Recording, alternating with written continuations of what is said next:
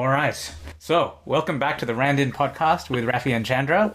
And in this episode, we have an exciting world first. Chandra, what is it? So, we have our welcome first and welcome voice back message. to the randInt podcast. So which is the excited. podcast birthday So it took 17 episodes of bugging people, but finally we've got one. But first, here's the intro. Welcome to the randInt podcast with Raffy and... All right. I'm going to start this segment just so that this is a mini-sode, so it shouldn't be too long. So we haven't actually heard this voicemail yet, and I'm not sure if the mic is going to pick it up, so I'm going to splice it in post. If you actually tell me if you can hear it. I'm going to turn up the gain on this to maximum, and on my speaker to maximum. All right, here we go. Hello. Is this Chandra? I found your number on the internet. Apparently you're the eBay sell guy. So I was hoping you could do me a solid. I have a couple of iPhones I want to sell. Oh my God. The X and the 11 Pro, they're a little worse than their usual screen damage. So I was wondering if you could put parts for me. All proceeds can go to an approved charity of your choice. Oh. Let me know if you're keen. Obviously an excellent opportunity for you, no doubt. Take care. Thanks. Bye. Oh my God, that was the best. Wow, so exciting. I love it. Our first voice message. And you get a job offer. I know. It's not I feel even... like this is an opportunity for our channel to do good. We can donate to charity. I love it. This is an opportunity for you to get rid of the day job, to go, why do I bother sitting in an operating theater operating when I could be selling broken iPhones? This is way more important, and it sounds like most of what I was doing last year. So yes. So, can I make a website? Done. Can I make a website called Chandra Sells Stuff on eBay.com? Come on, it'll be the best. You'll get like a This is true. stuff coming through. Oh my God. There you go, people. That was the very first voicemail. It actually feels so satisfying. Like, that's right. Now that there's one, I'm sure there's going to be many, many more.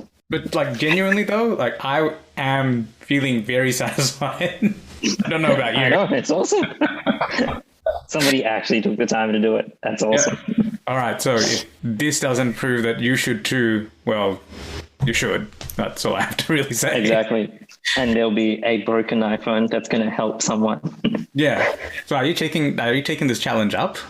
The job has been accepted. Oh, okay. There you go. If you're listening to the podcast, your challenge has been taken up. So send the iPhone through to Perth. So shipping is going to cost more than... That's all right. I will arrange this remotely. Never fear. But at the current rate, it'll probably get there after Christmas with all the Australia Post saying all the delays are coming. Anyway, there's a way. This will be a recurring segment. If it gets through, we can have a segment of how's the iPhone's going until it sells. This is true. All right. Well, there you go. So you got to send it. We'll figure out the details and let you know next episode. But anyway, slow clap again and more. Awesome. And canned applause. Thank you, Anonymous, who, by the way, is starting her own podcast based on the fact that she realized that the standards have to be so low to start one.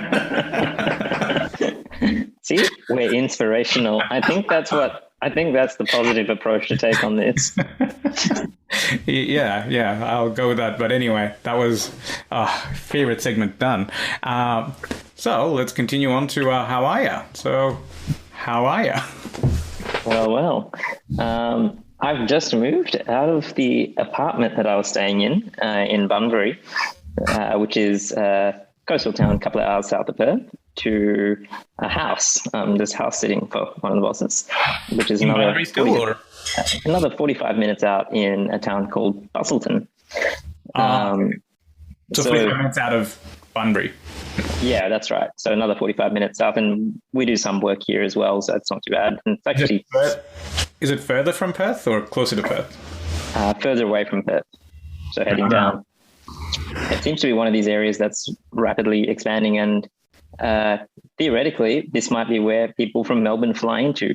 Before lockdown happened, there was supposed to be a direct Margaret River flight from Melbourne landing here in Busselton. Oh, that'd be awesome. Then you can drive straight down to the Margaret River. So that was what was supposed to happen, and there's a whole bunch of roadworks to make it all dual carriageways and everything all the way down here. But it's been kind of weird because I was like, I've gone from an apartment to a whole house, but I've been finding that I'm still kind of living in a house like I would in an apartment. So I basically just kind of go to the main room, have my dinner, and then it's just the one bedroom and the bathroom, and that's about it. But when you've ever lived in a house, you've done the same thing anyway.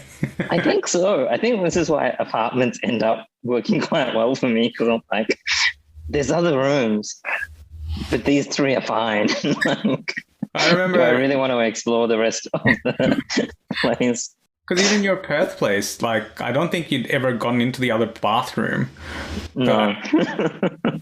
Because, like, you know how you get, like, random granules of stuff on the bottom of the toilet if you haven't used it in a while?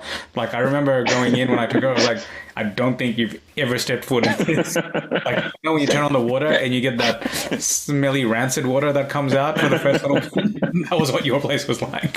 Well, I think ideally, all you really need is a couple of bedrooms, a small apartment, and life is good. And even... So why did you actually move into the house if you were living in the apartment just fine? House sitting. Plus, it's complimentary. Okay. Fair enough. So, can't complain. It's kind of nice to have a little bit of a change as well. Plus, I've been using this to explore around the Busselton region itself, because otherwise I find whenever I come down here for work, I'm always just sort of down to Busselton and then leave. And because Busselton is sort of halfway between Bunbury and the Margaret River, which is even further south, I always just drive through. If I'm actually just going for a weekend or whatever, I'll just drive through here all the way to Margaret River. So it's kind of forced me to explore around here, which has been nice. It's actually quite a cool town. Hang on, you're exploring. By exploring, I mean I'm going to the wineries on the weekend with my laptop. So this is the guy who years and years ago used to live in East Melbourne in an apartment that overlooked the MCG. And literally, if you go left from there and walk 200 meters, you end up in Burrung Mar. After 2 years of living there, I think I was like, let's walk this way. And he goes, hey, is this a new park? In my defense, this was like far greater than 100 meters away from the front door. Like, that's a long way. It's not. Your apartment looked at Burrung Mar. Like, you had the view of MCG in one corner and Burrung Mar in the other corner. You have to look down to see it. You weren't that far up. I think you're like, level 10 or 7 or something. Life's too hard. Can't explore everything. Yeah, and also it's like he found one cafe. There was another one around the corner, which he was like, too much change. And then he really liked it. This is in the current South Bank apartment. And then that's the only one he'd explored. There was another one literally closer, but in a set of doors. Yeah, but it's just not the same. Actually, I may have done that this time as well, because I went back to the same winery a couple of times this time. And it's the same one I went to study before when I was here a few years back as well. I mean, it's still good, so why don't you risk going somewhere else? Finding the new aspects of Busselton. So this is why I do need to be forced to kind of move occasionally. Otherwise, I may or may not end up in the same place. Yeah. Now, you put down something about a storytelling book. What's that about? Yeah, well, you mentioned it last time. There was a book on storytelling, and so I've actually started listening to that. And I would highly recommend it to anybody who's sort of interested in that. I'm still only getting started, but I realized one of my problems is like, I can't remember anything that happened during the day, the next day. But one of their suggestions was just every day, just write down something. Write down anything that may be, just like a little one sentence, few dot points, which might tickle your brain about a story from the day.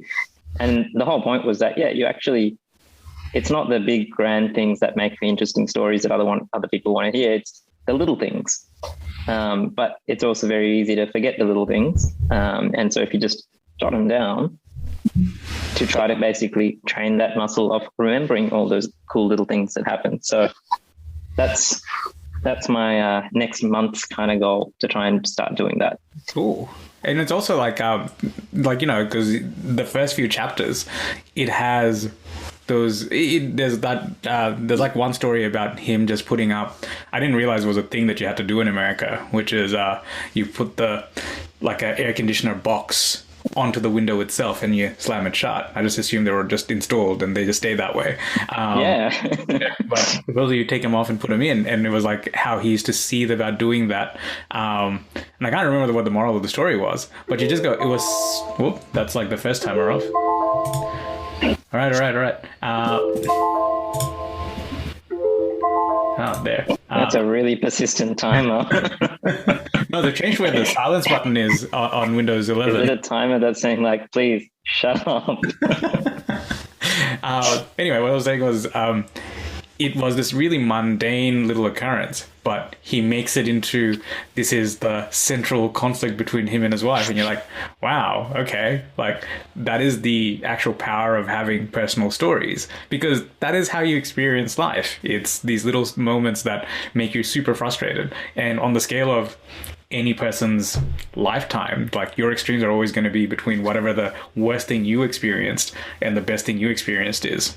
And by and large, most people are the same, and they're going to have similar enough experiences. So the interesting things is, like, you want to go to the movies and you want to watch like Iron Man fight it out with whoever, but like, those are escapism things, right? Whereas the things that you relate to, that really connect to, is usually, even in the superhero stuff, is like, they're a superhero, but they lost a friend, or this happened. It's those human, like, the little moments that make you connect to the bigger thing anyway. And that's what I really like about this book. I've only gotten through another maybe 2 or 3 chapters, but it's just like paying attention to the little things. It's almost like a diary version of Stopping and Smelling the Roses as your life happens. Yeah. Anyway, it ties in quite well with sort of the like, if you're into things like the gratitude journaling and things like that. I was like, oh yeah, it's actually very much on the same theme. So I'm kind of just going to slightly tweak my headings.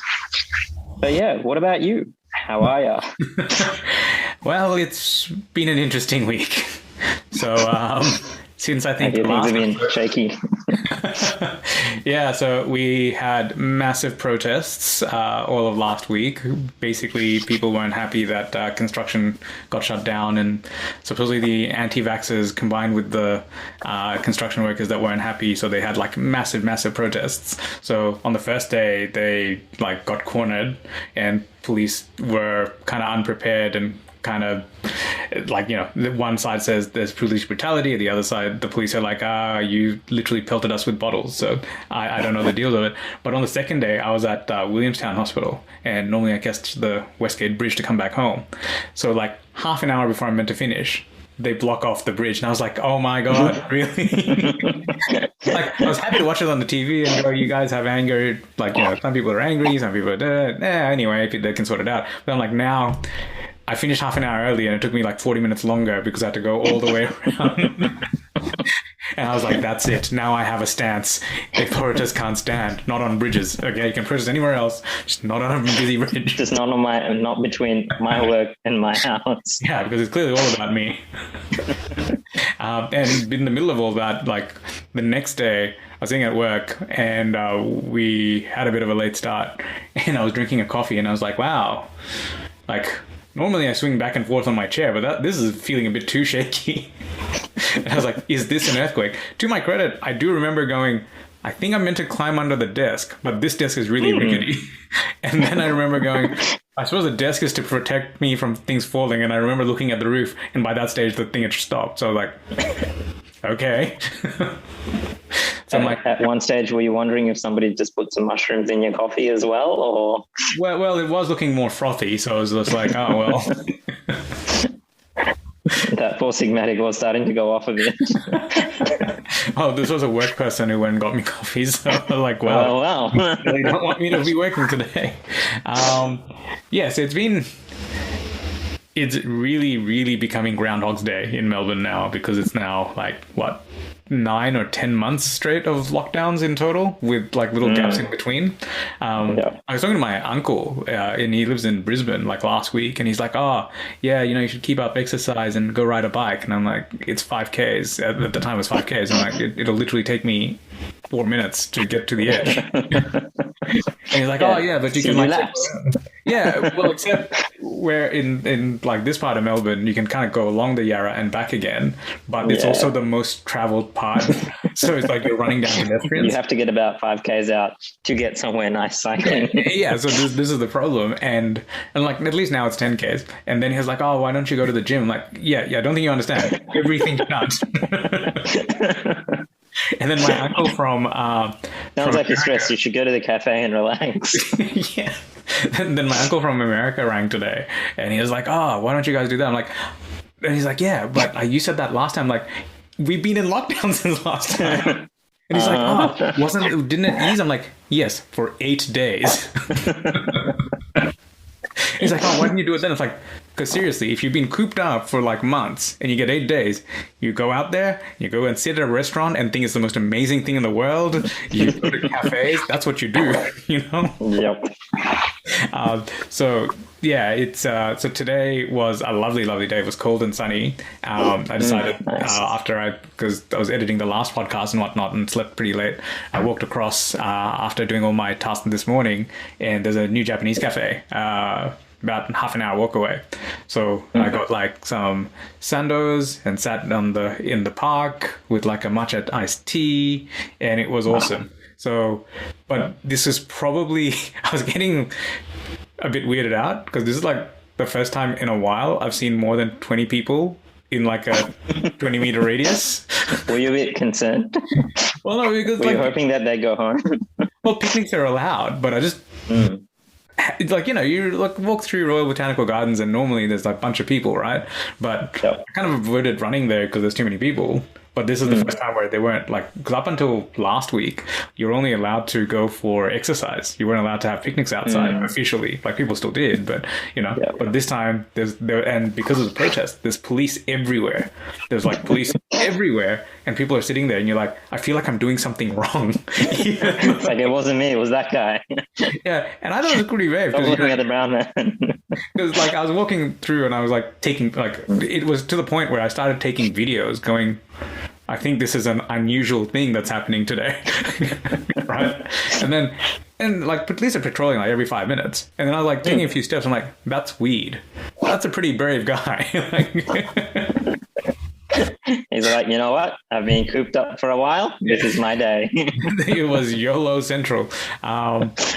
So yeah, it's been nice that we've got some easing, and supposedly on Wednesday, so we're meant to hit it today to get some further restrictions eased off, but because Friday was grand final day, the vaccine rate wasn't quite as fast, so it's been delayed by a couple of days. But anyway, it's not much anyway. It goes from 10 to 15 Ks, and I think if you play golf, you can go play golf again. So I'm like, okay, so impact on me is 0. I am hoping that they finally get to about 20K so I can go visit my parents. I haven't seen them in 3 months now or something. 2 months. A little while. Yeah, and it was my brother's birthday like a few days ago, so I had to send him a cake by Uber Eats. I saw the photos of it, but I haven't seen him, so I've got half his present sitting here. I'm like, doesn't feel right to drop it off. Yeah, so and apart from that, I've been obsessing with, there's like a website called COVID Live. So it was like a data analyst who got bored in lockdown. So he just started collating all the data and making it into a nice infographic. So I've been looking at that every day and figuring out the trend, which he calculates it anyway. But I'm like, no, you must be wrong. It must be faster than that. So I'm going to make my own assumptions. I've gone the other way now with the COVID stats. I'm just like, nah. Yeah, I'll hear about it when I hear about it. Yeah, but you're not in lockdown. You're in WA. This is true, but I am trying to plan my next month as well. But I was like, I'll wait till next month to work out next month then. But even your next month stuff, like, you know, going to Queensland, like WA regards Queensland as like low risk. They announced that today. Yeah, it's still a 2-week quarantine, I think, but that's all right. It's Nah, double check because they announced Well, like this is why I'm like, I'll just check the day before and then make a decision. There's no point. it got announced today for you guys. I did it? Yeah. So it's actually worth having a look. But anyway, sounds like you're having much more of a varied life and exploring than I'm getting to do. Actually, I've probably done the same amount of exploring. I found a new Japanese cafe. Yeah, I was going to say, probably is about the same, actually. This one's actually pretty good. You'd probably like it. Not sure how many non-egg. Yeah, actually, it hasn't. Like, I had the prawn and egg at Sando. I was like, yeah, no lamb, unfortunately. What? Terrible. Random interlude. All right, so moving on to the next segment, because we promised if people left us a voicemail, we would bring back the most requested segment, which is Growing Up Brown or Parental Paranoia. We have two very special Growing Up Brown stories. I'll let Chandra go first. All right. Well, I remember, so I grew up in a country town called Warrnambool, which is it's at the end of the Great Ocean Road. It's about 300 k's out of Melbourne on beach town. And I used to like riding my bike around everywhere, still do. And in Warrnambool when I was a kid, so I was 6 when we first got there. It's a very quiet country town. Like there's not a lot going on. It's very hilly, but party town, I'm sure. Yeah, super busy, right? So my parents were very worried about me being not in the house, but I wanted to go cycling. But also, brown parents, like, clearly my mum's not going to come for a walk with me, right? That would be exercise. Okay. So therefore, the solution was whenever I went bike riding, I had my mum follow me in the car behind. So I'd just be like cycling along slowly, and then this blue Corolla just following along behind me. Did anyone ring the cops going, someone's trying to run over a cyclist really badly? Yeah, they're going really slow. I think they're stalking him. Did she like roll down the window? It is okay, I am his mom. Or I'm sure she angrily stared off anybody that came close. Like, but how far would you go? Not that far, like, I'm a kid. I'm not going that far. But was there like a main road, or this is just like suburban roads? No, all roads. Any roads. All roads. Just in case. Oh man, I wish there were iPhones around back then so I could see. The thing is, I'm pretty sure she would have been bored and pulled out the phone. Because at the time, there weren't no phone rules, right? But there was no phone then. Yeah, exactly. But I reckon she would have. I suppose on the flip side, right, you could probably say, well, actually, the strategy worked. I survived all the bike rides. So really, thanks. Yeah, well, with arguments like that, I mean, that's another slow clap. Logic right there. My one's I have a similar, well, not a similar biking story, but I'll use that for another time. The one I chose this time around was years ago. Again, this is around the time when I first moved to Australia. It was about 5 years in. So I just started high school. And so I'd done primary school for a couple of years, or 3 years, and moved to high school. And as with most high schools, once you move, it's usually a conglomeration of a few different schools. Like, they're not just your old primary school friends. Like, there's new people. So my parents knew my old friends, and not everyone went to this one. Some went to private schools, some others came from other public schools, etc. And there was this one guy that, like, my parents knew about, but they'd never met him. So he was like, oh, hey, like, he'd come over a few times, and like, okay, cool. But he'd never, like, so he used to just ride his bike. Except one time, he was like, oh, hey, why don't you come over? We want to play computer games. And, like, my computer was pretty bad back then. So he was like, oh, you can come over and play. I was like, all right, sure. So he's like, oh, look, we'll come and pick you up. At the time, because I would otherwise have to ride for half an hour. So my mom's clearly watched way too many Hindi films. So they had one of those minivans, like the blue minivans, but I think it was like his dad must have been a tradie or something like that, because it was not the ones that had like the passenger windows, like, you know, the delivery van sort of style ones where the windows the right van. Yeah, right. But it's like a blue one, so it's not like those white or black ones. But anyway, but it's like slightly beat up, slightly older one. So they come in, but because he was trying to be cool, because I was waiting up the front, and my mom was there as well, looking out the window.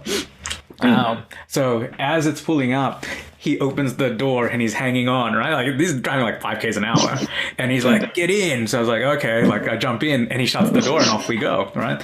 And anyway, like back then, no phones, none of that. So I went for like, I think brown parents. So they were like, "What time are you going? What time are you coming back? 5 more minutes, it will be terrible. You have to bring us straight away." Anyway, like, I think I came back early because it was getting close to lunch and I was getting hungry anyway. And I get home and my mom is hysterical, and she comes up and gives me this big hug, and I'm like, what have I done? What's going on? Yeah. He's like, "We're just waiting out the front, and I saw a van come, and they grabbed you and pulled you away. Like, what, you've been kidnapped." To be fair, it wasn't like a terrible assumption. I suppose lacking context. Lacking context, but knowing the context that my friend was coming to pick me up, we lived in a cul-de-sac, right? Okay, it's not exactly thoroughfare. It was a place called Warri Close. It's literally a close, and to get into that place, there are 3 other dead ends that there is only 3 dead ends at the end of like the branching streets, right? So to ever get there, you couldn't go anywhere else. You wouldn't be just like passing through and grab someone. That's what all the cool people do. They drive through all the cul-de-sacs. So yeah, so my mom was like, "Never do that again." I'm like, "What did I do?" No, just don't do it ever again, okay? And to this day, she will bring this up, going, "I remember the time your friend kidnapped you." You're like, "They didn't kidnap. They were coming to pick me up. You knew about it. You knew the plan. You're looking out the window and you saw him." It's like, "Yeah, I did." And this is the thing. She saw him in the van. Okay. Well, yeah, because they kidnapped him too. Right. So I was just like, so "You knew it was my friend." It's like, "Yeah, but I don't know if he was trustworthy." I'm like, "He came over multiple times. You had no problems then." But yeah, but I didn't see the van then. Oh my God. I mean, if you knew about the van, just saying, they called rat vans for a reason. Yeah, I was just like, man, like, we're like curries, and we're being like hard judgmental against other races. Like, yeah. Anyway, so that's my other parental paranoia story for today. Well, there you go. Till the next voice message when this segment returns. Oh, is that what we're doing? All right. Yeah, I like that.